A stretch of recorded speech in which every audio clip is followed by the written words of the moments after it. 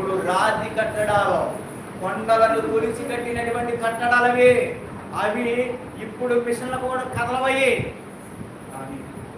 కొండలను కూడా కదిలించగలిగినటువంటి దేవుని ఆత్మ కార్యం.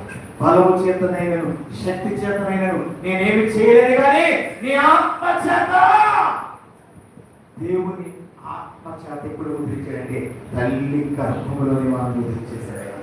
దేవునికి స్తోత్రం కలుగునుగాక. ఎప్పుడైతే ఈ రెండు చేతులు ఈ స్తంభాల మీద ఆనించి, ఎప్పుడైతే దేవా నన్ను ఒక్కసారి జ్ఞాపకం చేసుకో అని ఆయన తట్టు చూసి ఆ రెండు చేతులు పెట్టి ఎప్పుడైతే బలంగా పెట్టాడో, రెండు ఆ యొక్క స్తంభాలకు ఆధారమైన అక్కడ ఒకే ఒక్కసారి కూలిపడిపోయినట్టండి.